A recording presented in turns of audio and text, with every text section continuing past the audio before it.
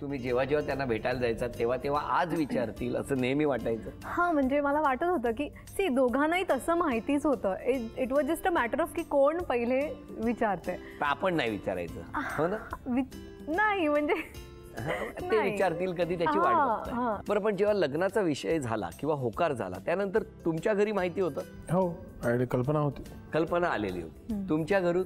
हां, मी आईला सांगितलं. आईचं म्हणणं, कारण की आम्ही ठरवलं सगळं झालं त्याच्यानंतर सुद्धा 1-2-2.5 वर्ष आम्ही वेळ घेतला की अजून विचार करूया, अजून कन्फर्म शुअर होऊया. आणि त्यावेळेस मग आईने मला सांगितलं की आता ठरव, आता बास, आता आयदर लग्न कर नाही तर मला सांग की माझं काही होत नाही आहे. बट माझा नवरा, त्याला मग मी सांगितलं की बाबा असं असं आहे, तर आय थिंक आता आईला ऑफिशियली हे सगळं सांगून पुढे जाऊया. आत्ता या ठिकाणी पहिल्या खेळामध्ये आपण बघणार आहोत की सोनाली वहिनी किती बक्षीस मिळवणार. बरं, हा मनोरा रचायचा आहे. असा खेळ कधी खेळलाय? नाही. बरं, ठीक आहे. आज खेळायचा खेळ एक छोटंसं आव्हान आहे. किती उंच मनोरा रचणार तितकं जास्त बक्षीस मिळणार. चला, दिवाळी विशेष भाग आहे आणि त्यासाठी आपण बक्षीस सुद्धा तसंच वाढवूया. म्हणजे 5 टप्पे झाले की 2000 रुपयाचं बक्षीस मिळणार. हां, आणि त्यानंतर प्रत्येक टप्प्याला 500 रुपयाचं बक्षीस मिळणार. किती टप्पे साधारण होतील? किती मनोरे होतील? अंदाज 5 नाही होणार. काय कॉन्फिडन्स आहे. सॉलिड कॉन्फिडन्स आहे. 1 2 3. अरे देवा, 5 टप्पे झाले की 2000 रुपयाचं बक्षीस. आणि त्यांच्यावर 2000 मी पण देणार. बंपर बक्षीस आहे. बंपर दिवाळी धमाका. आणि नाही झालं तर तुम्ही 2000 मला द्यायचं.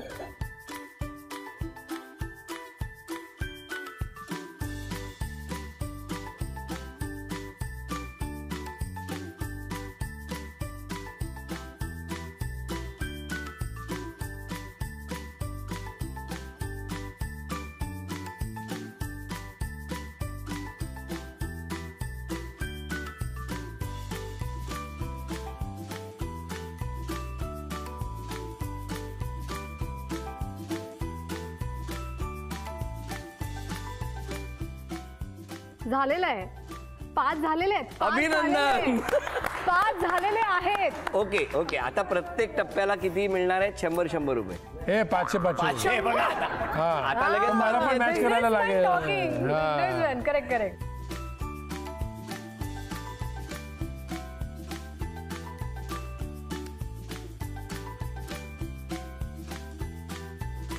$2500.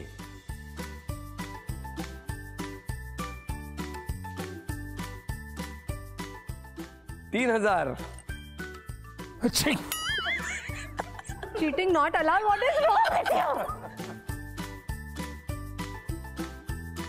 3500.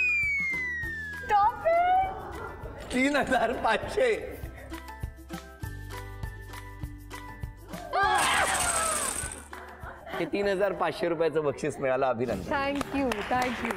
मी माझ्या आईला फोन करून, सासूला, सगळ्यांना फोन करून की बा माझ्या मुलीची काळजी घ्या वगैरे असं सगळं झालेलं होतं. पण म्हणजे एवढं आम्हाला वाटलं होतं की आता तिथून सुटका नाही. पण देवाच्या कृपेने दरवाजा उघडला आणि आम्ही रांगेने एक पहिले आम्हीच बाहेर पडतो. आणि त्या क्षणी त्या दरवाज्यातनं बाहेर पडताना माझ्या लेफ्टला जो बसला होता हातामध्ये बंदूक घेऊन, त्याचा चेहरा मी कधीच विसरू शकत नाही.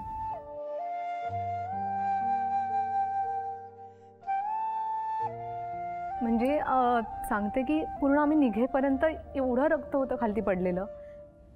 भिंतींवरती गोळ्या झाडलेल्या होत्या. म्हणजे खूप भयानक होतं ते. म्हणजे आम्ही पडलो बाहेर, पण ती जी एक व्यक्ती आहे ना, ती मी कधीच नाही विसरणार. त्यांनी प्रोटेक्ट केलं होतं तुम्हाला.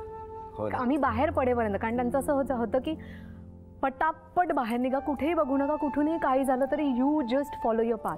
आणि ही रांग ह्या लोकांनी केली होती, आपल्या आर्मीच्या आणि जवानांनी सगळ्यांनी अशी साईडने रांग केली आणि आम्ही मधनं बाहेर पडलो. सो आज त्यांच्या कृपेने ही दिवाळी आम्हाला बघायला मिळते. आत्ता एक वाक्य महत्त्वाचं आहे की त्यांच्यामुळे आज ही दिवाळी मी साजरी करते आहे. त्यांचा चेहरा मी कधी विसरणार नाही. मला असं वाटतं की खरंच या सगळ्यांच्या धैर्याला सॅल्यूट करूया, त्यांना खऱ्या अर्थानं शुभेच्छा देऊया आणि त्यांचं बळ कसं वाढेल यासाठी आपण प्रयत्न करूया. आणि किती छान दिवाळी. खरंच सोनाली, आज या भागात तुम्ही आहात तुम्हाला खूप शुभेच्छा. तुम्ही तर ते फेस केलं, पण खरंच त्या सगळ्या मंडळींची आठवण अशा वेळेला येणं स्वाभाविक आहे. या टप्प्यावर आत्ता तुमच्या सगळ्यांना मी बोलतं करणार आहे. बरं, काही क्षणांसाठी यांना थांबवतो आणि तुम्ही सांगा, कारण तुम्ही या दोघांनाही ओळखतात सगळेजण, बरोबर? या दोघांबद्दल तुम्ही सांगा. सर्वात प्रथम सोनालीबद्दल मला सांगायचं आहे की एक तुम्ही कल्पिता त्यांना सांगितलं गाणं म्हणायला, पण सोनाली देखील अतिशय उत्कृष्ट गाणं म्हणते. अनेक ठिकाणी तिने गाण्याचे कार्यक्रम केलेत. वन्स मोर नेहमी तिला मिळतो बक्षीस पात्र. एक मिनिट, दुसरा टप्पा आहे कार्यक्रमाचा, तेव्हा आता एक गाणं आपल्याला ऐकायला आवडेलच. ऐकवा, काय ऐकवताय? आता लई नाही लई नाही लई नाही, आता लई नाही लई नाही, मागण देवा लई नाही लई नाही लई नाही. वस्त्र नवा अथवा जुना, वस्त्र नवा अथवा जुन, देवा देई अंग भरुनी, देवा देई अंग भरुनी, देवा देई अंग भरुनी, देवा देई अंग भरुनी. आता लई नाही लई नाही लई नाही, आता लई नाही लई नाही, मागण देवा लई नाही लई नाही लई नाही. वा वा वा वा, खूप छान. बरं, आता हां. नमस्कार, मी सविता साठे, सोनालीची बहीण आहे. ती कोकणात आजीकडे यायची, मी तिथे असायची. त्यामुळे ती लहानपणापासूनच एकदम समजूतदार, कोणालाही काही कधी दुखवायची नाही, व्यवस्थित ती असायची. काय सांगितलेलं, आजी असो कोणी असो, कोणी सांगितलं तरी असो.